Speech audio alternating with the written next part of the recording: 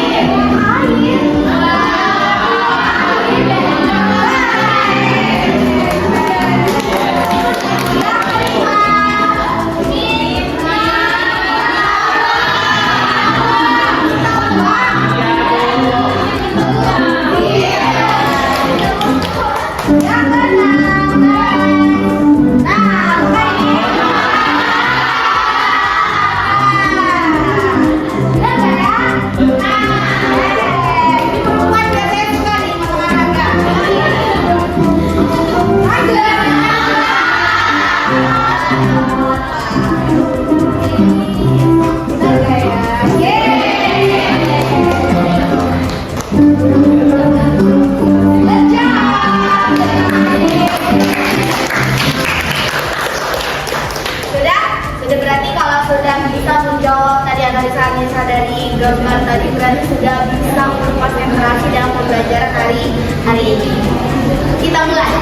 Apa itu kurikulum dan apa sih sebenarnya tujuan dari kurikulum? Mungkin sebelum-sebelumnya sudah pernah kita pelajari. Ada yang bisa?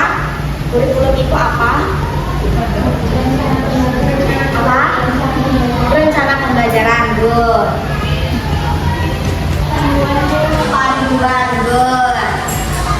Pedoman pembelajaran yang tercipta untuk digunakan sebagai pedoman dalam melaksanakan proses pembelajaran dunia pendidikan. Oke, good job. Tepuk tangan dulu. Jadi kurikulum itu sebagai suatu panduan ataupun pedoman bagaimana caranya secara resmi dalam cara merencanakan suatu pembelajaran dalam suatu sekolah atau instansi. Nah, tujuan adanya kurikulum ini sudah kita ketahui juga bahwasannya untuk memastikan bahwa semua siswa itu dapat pendidikan yang sesuai dengan standarnya ataupun kualitasnya. Nah, maka dari itu kurikulum itu perlu dirancang. Kita sekarang akan mengenal kurikulum merdeka. Perhatikan video berikut. Kurikulum merdeka.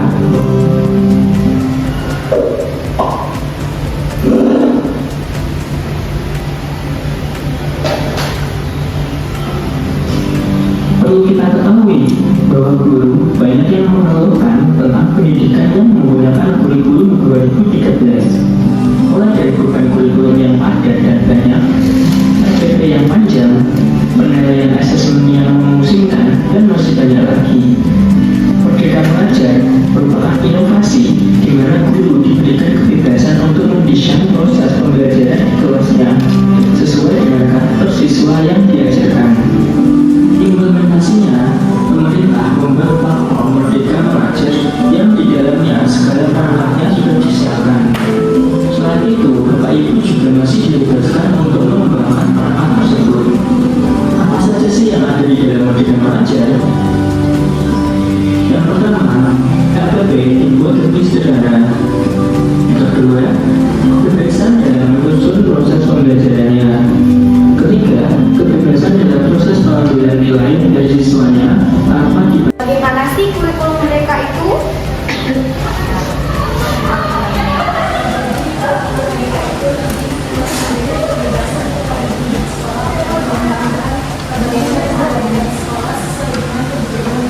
Oke, tepuk tangan dulu. Good job, Rani. Benar yang dikatakan oleh Rani bahwasanya di kurikulum merdeka itu sudah diberikan kebebasan. Setiap sekolahnya mau menempati jenjang yang mana untuk kurikulumnya. Kurikulum mereka itu banyak tipe-tipe jenjang-jenjangnya. Ada yang mereka hanya mengambil dari yang sudah diberikan oleh pemerintah, atau mereka membuatnya sendiri kurikulumnya, atau mereka juga bisa mengembangkan dari kurikulum yang sudah ada yang ditetapkan oleh pemerintah. Jadi itu adalah pilihan dari satuan pendidikan sendiri. Itu tugasnya biasanya adalah tugas seorang pimpinan sekolah, seperti kepala sekolah, wakilnya, wakil kurikulum, wakil kesiswaan, lalu didiskusikan bersama bapak ibu guru di sekolah. Bagaimana kurikulum merdeka ini untuk pembelajaran di sekolah, untuk merancang bagaimana pembelajaran-pembelajarannya, mata pelajarannya berapa, JP-nya berapa, gurunya siapa. Nah, itu dirancang oleh pimpinan lalu didiskusikan oleh pimpinan dengan guru-guru itu. Nah, selain memberikan kebebasan dalam merancang kurikulum, apalagi Siswa bebas memilih pelajaran sesuai minatnya. yes, siswa boleh memilih pembelajaran yang sesuai dengan kebutuhan atau karakteristiknya. Bukan memilih mata pelajarannya, tetapi memilih bagaimana cara gaya belajar si siswa tersebut disesuaikan dengan kebutuhan dan karakteristiknya, begitu. Nah, ada lagi, Ucok, siapa namanya tuh? Siapa bisa? Siapa nak? Dila. Nah, selain dua tadi, mungkin ada beberapa temuan-temuan yang lain tentang kurikulum mereka. Nah, sekarang perhatikan dulu yang di depan. Jadi latar belakang kurikulum 13 dan kurikulum mereka itu banyak sekali perbedaan. Salah satunya yaitu mengenai tujuan dan fokus utamanya saja sudah berbeda. Nah, dari tujuan kurikulum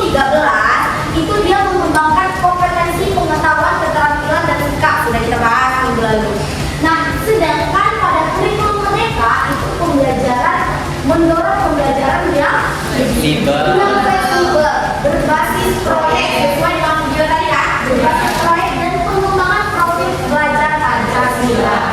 Lebih fokusnya ke situ. Lalu, sedangkan di K13 itu biasanya adalah menerapkan pendekatan berbasis kompetensi 21C.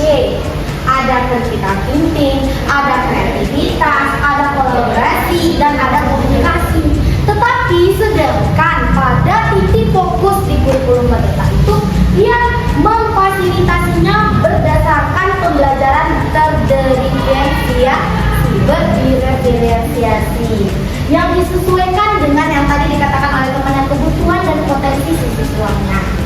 Materi pelajarannya sama yang akan diberikan, tetapi dalam bentuk yang berbeda-beda. Ada pengelompokannya. Pengelompokannya jangan disesuaikan dengan kekurangan-kekurangannya.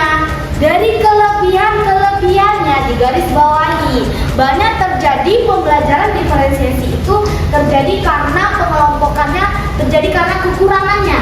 Bukan, dilihatlah dari kelebihannya dan apa yang lebih disukai oleh anak SD. Misalnya kalau kita guru SD nih, nah misalnya anak SD itu cenderung dia lebih suka ke arah mana? Menggambar, ya kan? Mewarnai, bercerita, melihat video, membuat suatu karya. Nah itu yang dia sukai. Dari yang mereka sukai pasti ada kelebihan di dirinya masing-masing. Pasti mereka memilihnya. Barulah dibentuk suatu kelompok. Banyak macam-macam diferensiasi. Bisa dalam produknya berbeda, bisa dalam segi proses yang berbeda, bisa dalam segi konten yang berbeda. Lalu, kalau karakteristiknya, dia lebih K13 itu menekankan karakter-karakter dalam setiap mata pelajarannya itu berbeda-beda. Terus dia menggunakan pendekatan tematik. Tematik kemarin apa yang bisa bilang? Saling apa? Saling berkaitan, saling berkesinambungan. Nah, tidak hanya di kelas rendah saja, di kelas tinggi juga begitu. Tetapi di kelas tinggi mungkin ada pembelajaran IPS-nya, ada IPA-nya. Nah, kalau di kelas rendah kan tidak. Ada Indonesia, matematika, itu saja. Tapi dalam pelajaran bahasa Indonesia ada IPA-nya. Mungkin udah pernah lihat kali ya, buku K13 isinya seperti itu. Nah, lalu kalau penilaiannya dia berdasarkan apakah dia sudah mencapai KD. KD itu kompetensi dasar. Kalau KI kompetensi inti. Ada 4 kompetensi intinya, sama semua kompetensi intinya.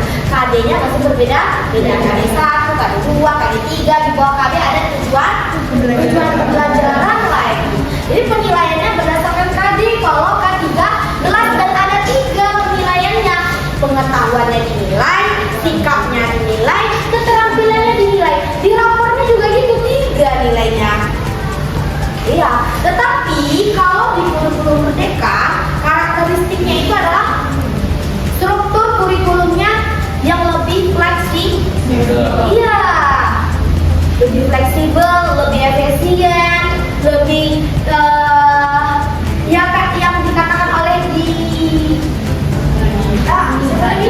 Rani tadi, disesuaikan dengan si satuan pendidikan tadi, apa yang akan dibuatnya. Lalu dia lebih menekankan pada P5 sesuai dengan 6 dimensi profil belajar Pancasila tadi. Barulah asesmennya adalah lebih terintegrasi dan menekankan pada perkembangan holistik si siswa tersebut. Nah, untuk kurikulum merdeka ini dia lebih menilai pada segi proses. Nah, untuk melihat hasil akhirnya mungkin baru ada asesmen sumatif. Untuk karakternya dinilai berdasarkan proses. Contohnya, tadi kan kalau tadi sampai ada 3 nilai. Kalau di kurikulum merdeka, rapor itu cuma 1 nilainya, Dinda. Semuanya bercampur aduk tuh. Sikapnya ada di sana, pengetahuannya ada di sana, keterampilannya juga ada di sana. Gitu. Mungkin nanti tujuan pembelajaran 1 apa, ya kan? Atau lingkup materi 1 TP 2, nilai 1, nilai 2, nilai 3, sumatif lingkup materinya apa, lalu nanti ada penilaian lisannya apa. Kan biasanya kalau bahasa Indonesia, bahasa Inggris kan ada penilaian lisan. Nah itu ada tuh kolom lisan, penilaian lisan.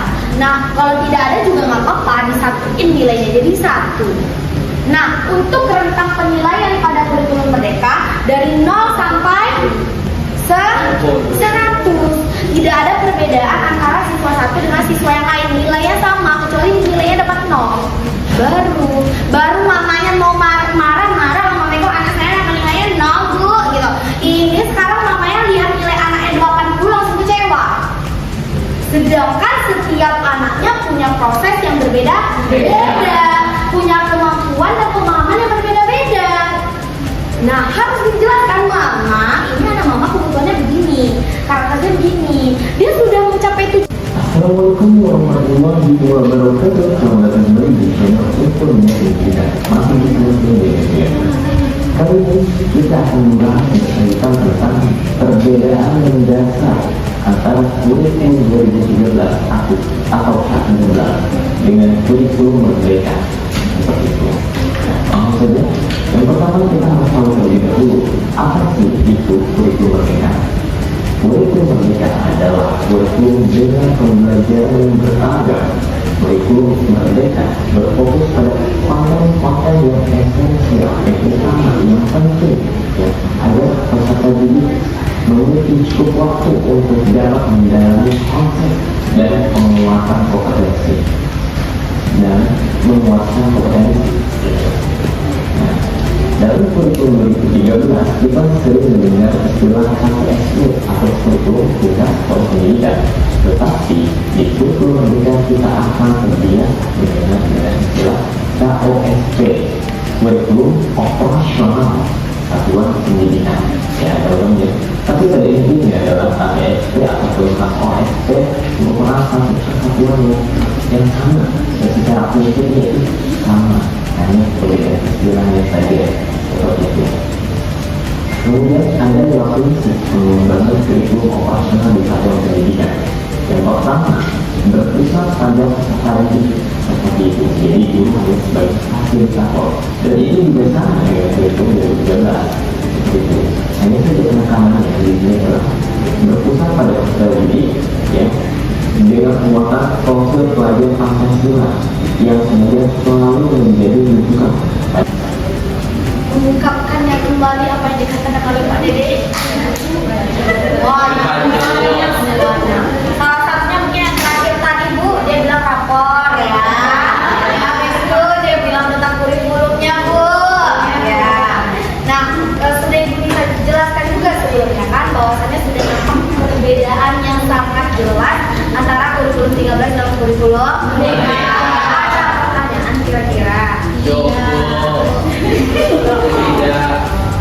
Ada nggak? Oke, kalau tidak bisa tanya deh kalau sama Diva. Sama Diva atau sama Adinda, mana Adinda? Adinda Putri. Oke, Adinda Putri. Tadi dikatakan oleh video bahwasannya ada kurikulum K13 itu ada disebut dengan KPSD.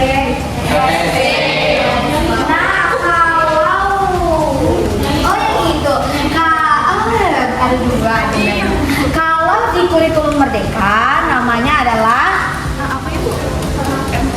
Kan K13 tadi KTSP. Stop, Adinda ya. KOSP. Oke, good, benar. Sekarang Dinda ini deh, Dinda. Kalau KTSP kepanjangannya apa?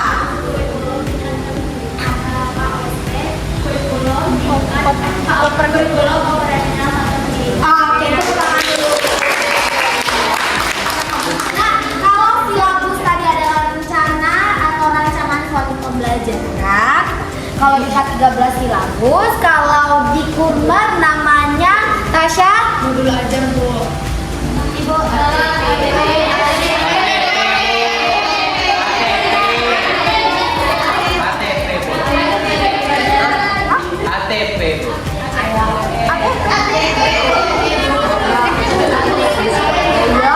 silabus itu diganti dengan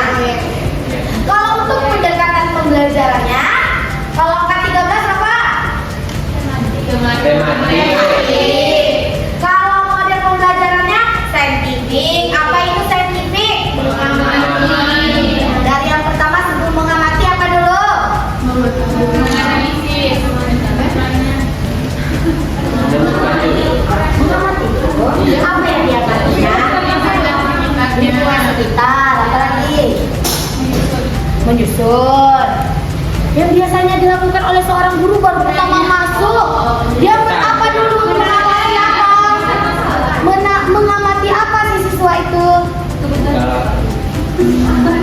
Mengamati suatu gambar, mengamati suatu video kan gitu kan? Habis mengamati, menanyakan, ada tanya jawab. Setelah itu, dia mencoba berdiskusi bersama. Lalu dia muncullah ide-ide penalarannya, baru dia mengkomunikasikan secara presentasi atau adanya LKPD dan lain-lain. Nah, kalau untuk kurikulum mereka, dia lebih kontekstual dalam pembelajarannya, selalu berbasis proyek. Kalau dalam segi asesmennya sudah dijelaskan, K13 ada 4 penilaian yang ditekankan. Kalau kurikulum merdeka tidak ada yang ditekan, tidak ada yang ditekankan, semuanya menjadi satu penilaian. Nah, penilaiannya juga berbasis angka, huruf kan kalau K13 kan, dan juga deskripsi. Sedangkan kurikulum merdeka itu penilaiannya biasanya cuma berbasis angka dan capaian pembelajarannya yang akan muncul. Nah, lalu ada asesmen yang dilakukan, sedangkan kalau K13 tidak. Kalau kurikulum mereka sudah ada asesmen diagnostik, berarti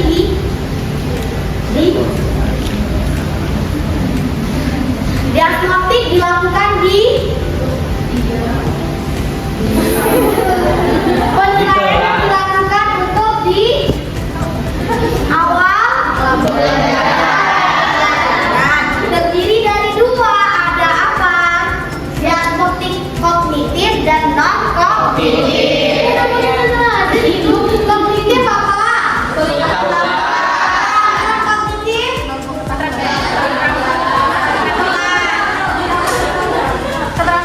Kan Google itu sesuai dengan penggunaan karakteristik, berarti apa yang dinilai non kognitif dan gaya belajar.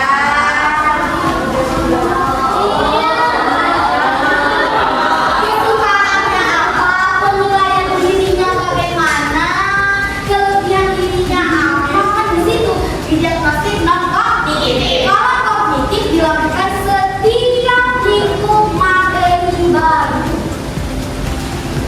Lingkup materi bersatu, lingkup materi 2, lingkup materi 3, 4, 5, selalu lakukan itu. Sebelum mereka bisa berdiskusi, menemukan sendiri, itu proses pembelajaran. Nanti sumatifnya apa? Misalnya ada kuis atau LKPD, itu adalah bentuk sumatif. Atau ada ulangan yang benar-benar ulangan saja. Tetapi kalau mau belajar, sudah merangkum di dalamnya. Ada informasi umumnya, ada FPP-nya. FPP itu kan langkah-langkah pembelajaran. Ada FPP-nya, ada bentuk asesmen yang akan digunakan, ada LKPD-nya, ada materi ajarnya, semuanya menjadi satu. Kembali seperti RPP zaman dahulu, tapi dulu namanya RPP. Benar yang kata-kata ibu-ibu kolonial di sekolah kita, RPP dengan namanya kenyang, katanya kan? Iya bun, tapi namanya zaman sekarang namanya modul aja. Semuanya ada di dalam itu, tinggal dipakai saja. Tetapi bedanya adalah kalau K13 harus sesuai dengan langkah-langkah pembelajaran yang telah dibuat semuanya. Sedangkan kalau kurikulum mereka disesuaikan dengan kebutuhan siswa dan kelebihan berdasarkan perbedaan-perbedaan yang telah kita identifikasi bersama tadi. Silakan duduknya berkelompok, lalu dikerjakan bagaimana kira-kira kelebihan dari kurikulum dan kekurangan dari kurikulum tadi. Nanti ada beberapa kelompok yang kita ajak untuk menjadi presentasi. Silakan berkelompoknya. Iya Bu. Nah, kelompoknya.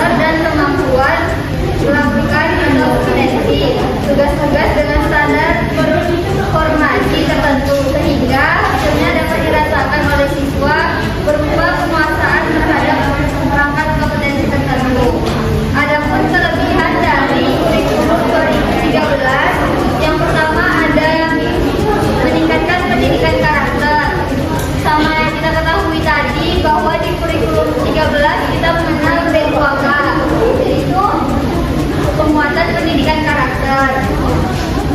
Yang kedua kelebihannya adalah penilaian komprehensif. Di kurikulum 2013 penilaiannya tuh lebih jelas, yang dibeda-bedakan itu penilaian penilaian pengetahuannya, penilaian sikapnya, dan penilaian keterampilannya. Yang ketiga ada pendampingan pusat. Jadi kurikulum 2013 ini langsung dari pemerintah pusat, dari sekolah tuh tidak ada campur tangan untuk menyusun kurikulum 2013. Yang keempat ada berbagai fasilitas kreatif. Jadi guru menjadi fasilitator dalam pembelajaran di kelas. Siswanya tidak melakukan proyek seperti yang kita lihat di kurikulum 2013. Kemarin kita udah pernah kan dibahas, jadi siapa yang tahu apa itu kurikulum merdeka, apa yang dimaksud dengan merdeka. Di hari kita juga tahu kalau ternyata merdeka itu merupakan akronim dari yang pertama, yaitu M-nya adalah mulai dari diri,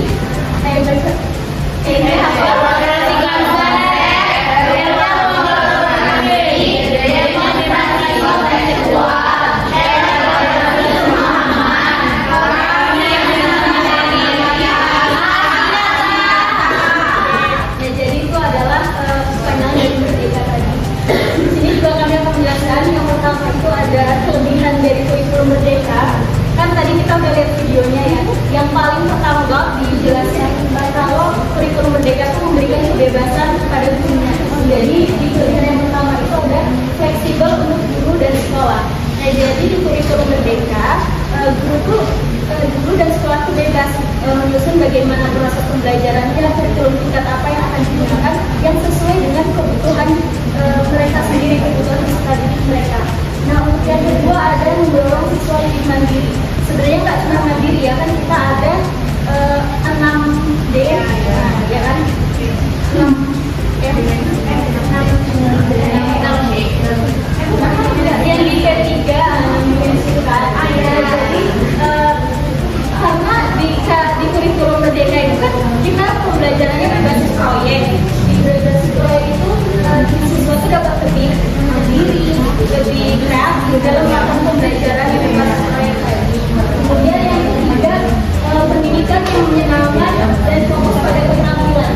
Karena tadi pembelajarannya itu berbasis proyek, dan selain berbasis proyek, kayak pembelajaran di kurikulum merdeka itu kan disesuaikan sama kebutuhan siswanya, gaya belajar siswanya. Nah, jadi kalau gaya belajar, cara belajarnya sesuai dengan siswanya, tentu akan lebih menyenangkan dan lebih dapat mengembangkan keterampilan siswanya.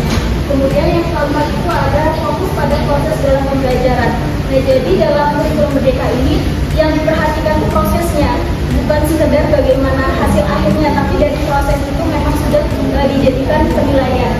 Kemudian yang kelima, penguatan nilai Pancasila itu tadi ya, yang profil pelajar Pancasila P3, yang mana di kurikulum merdeka ini nanti akan diadakan proyek-proyek atau yang kita kenal dengan P5. Kemudian yang terakhir adaptif terhadap situasi. Maksudnya adaptif terhadap situasi ini kan kita tahu ya, kalau kurikulum merdeka muncul pada saat pandemi COVID-19. Jadi kurikulum merdeka ini lebih memudahkan kita untuk menyesuaikan pembelajaran di masa-masa pandemi. Nah, untuk kekurangannya sendiri, yang pertama itu ada dulu kesiapan yang matang. Sampai sekarang masih banyak. Saya rasa tidak. Terima kasih. Mohon maaf apabila ada kesalahan atau kekurangan materi. Assalamualaikum warahmatullahi wabarakatuh.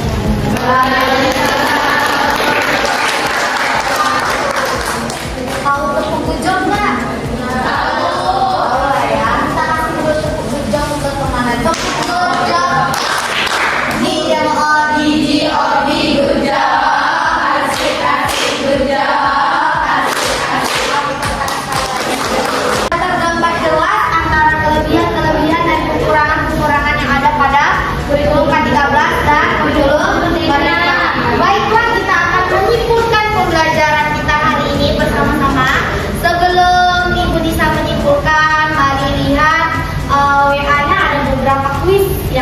kita jawab.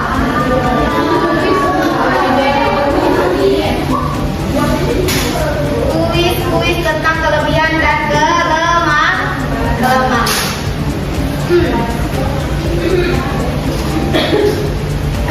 Oke, silakan stand barcode di bawah ini.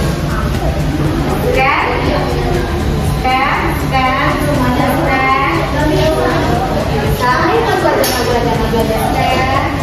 Dan barcode-nya nanti muncul ada 5 kuis, 5 soal kuis. 5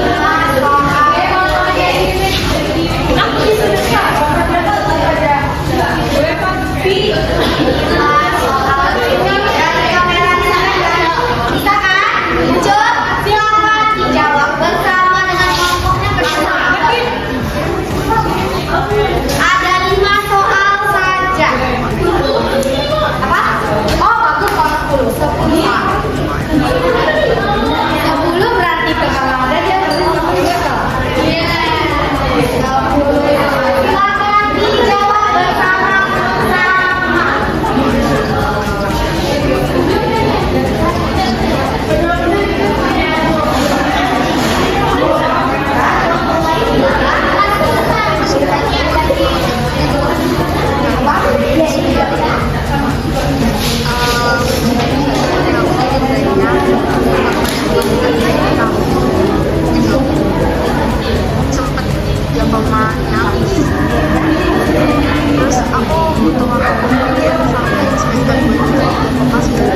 Silakan jawab.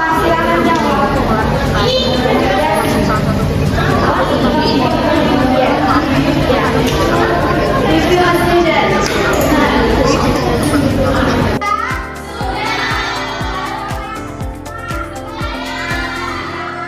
Gimana perasaannya? Dan apa yang bisa kita simpulkan dalam pelajaran hari ini? Bahwasannya K13 itu banyak perbedaan dengan kurikulum. Kalau kurikulum itu lebih fleksibel, kalau K13 dia melulu berurutan terstruktur. Kedua-duanya memiliki kelebihan dan kekurangan dalam setiap tantangan dalam perkembangan kurikulum tersebut. Sudah dijelaskan oleh teman-teman secara bersama juga, sudah menganalisis secara berkelompok juga. Sekarang tepuk tangan untuk kita semua. Semuanya tepuk kerja.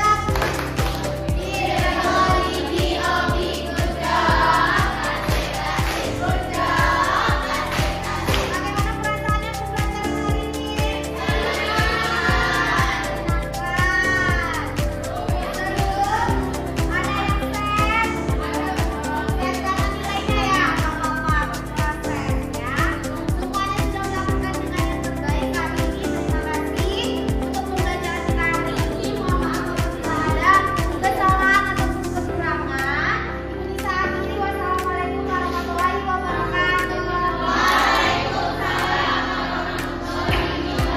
Selamat siang semuanya.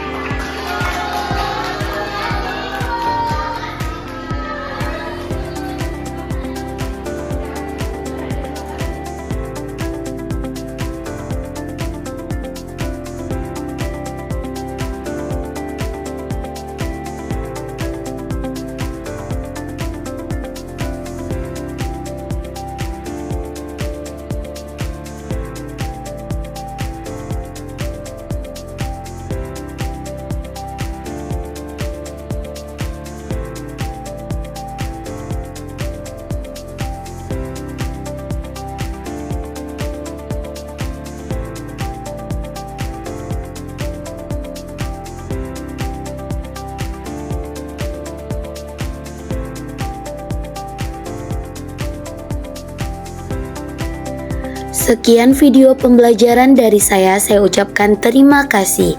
Di ujung pulau bunga melati, wangi harumnya semerbak mewangi.